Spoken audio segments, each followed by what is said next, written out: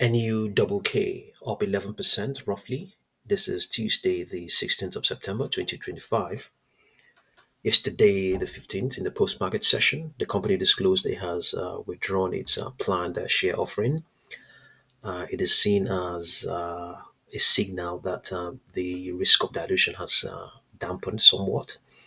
The shift in narrative has fueled optimism and opened the door to discussions about the company's strategic direction, including the possibility of a merger or acquisition. The stock also has a relatively low float and has become a central talking point, with traders highlighting its potential to amplify price movements if momentum builds. Some committee members are setting aggressive price targets, arguing that the combination of reduced dilution risk, low float, and recent volume spikes could create the perfect setup for a short squeeze. A subset of traders are even suggesting the stock could see parabolic moves and trading halts, reminiscent of previous low float runners that experienced rapid vertical surges. At the same time, technical analysts in the community are closely monitoring breakout levels and resistance points, looking for confirmation of a sustained move higher. The focus is on identifying key zones where momentum buyers might step in, with some already conditioning or positioning ahead of what they believe could be a high volatility trading session. Yeah, no intraday highs here. Let's see what we have.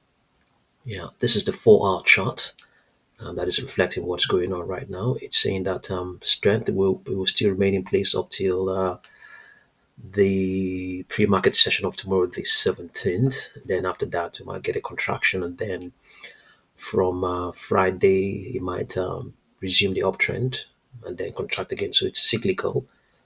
That's what it's saying. At various times, contracting, and then so it's just indicating that it's going to cycle up, cycle all the way up. No guarantee that that will be the case. But given this, the impression that the risk of dilution has gone away, you can expect such to be the case. However, yet there's no guarantee that that will be the case. Projections are currently saying 4.78. It's a downward projection. Previously, as far back as exactly about 1 week ago, we had from the least of them 0.8711, 1.54, 2.62, and then upper projection 7.91, 9.27, 10.11. The current price is $5.8. So let's have a look and see what's going on right now with its price pressure momentums. Okay, so for the 10 and the 21 period moving averages, the buying pressure is amplified, very strong. The angle of attack of the moving averages is the steep one. However, we have robust negative derivatives indicating that yes, especially with the fact that with some selling is going on, indicating that there is some resistance ahead. And indeed some selling has kicked in. However, positions bought or opened as far back as the last 40 hours are still very much intact. Yeah, last 40 hours, yes, still very much intact. Let's see. Yeah, positions opened all the way back 40 hours ago. They're still very much in profit. There's currently no threat to the profits they are currently holding. Yeah. So let's see. Let's apply the market grid to give us an impression of the sort of range the stock may be trading within or can trade. Okay, so let's see. So it's current price is 5.81. So 5.81 is trading in between the resistance and support zones. So it just came off those support zones somewhere. It's still within there. Let's see. 5.96 is just okay. Still within that neutral zone. Still within that neutral zone. It hasn't tested 6.21. Hasn't done that of late. It hasn't done that. Last time it ever got to such level 6.21 will be all the way back in August. August of this year. So still within the resistance and the support zones. However, if it gets into the support zones, there's a good chance it may continue to test lower lows, especially within this grid.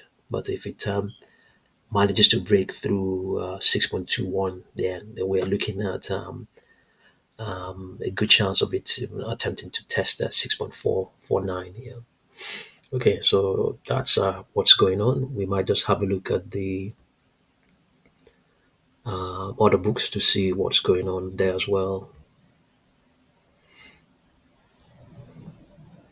The gain is now 12.23%. Let's see how aggressive or the lack thereof the market is, the traders are. Okay, some are expecting it to reach the highs of $5.8. Key resistance will be $6 and 6.21 or thereabouts. Is that what we saw? That would be key. We could actually have a look and see if people are that thesis is validated. We haven't seen anything so far around $6. Okay, there might be other ways to. There might be other. It mustn't be that. It mustn't be that way. Yeah, it mustn't be that way. 5.88. Where there's nothing there to indicate that they may be looking there, but it doesn't. It doesn't negate the fact that it's in place technically.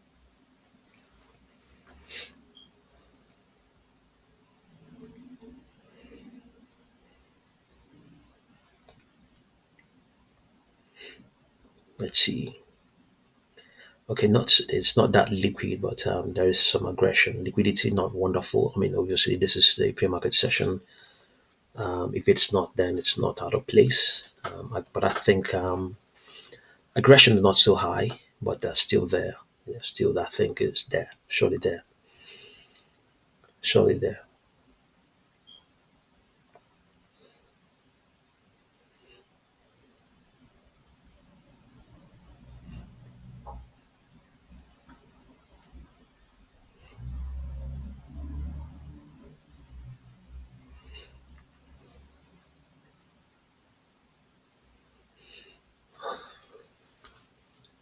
Okay, yeah. Actually, inching up gradually. Aggression, buying pressure is very much in effect.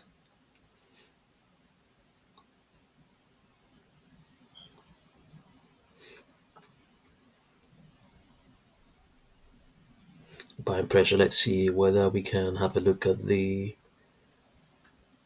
daily chart. Sorry, 1 minute chart to see if it's reflecting what's going on here. Okay, yeah, buying pressure is in effect. Yes, stock is trading outside of its channel within this 1 minute chart. You can see where it is that this currently outside. It has come back in, and we have yes dropped. The stock price has dropped here,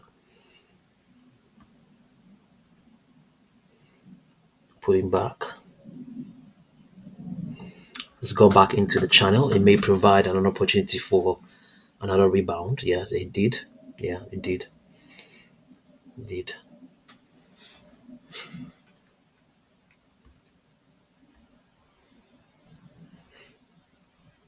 Okay, so thank you very much for watching this video.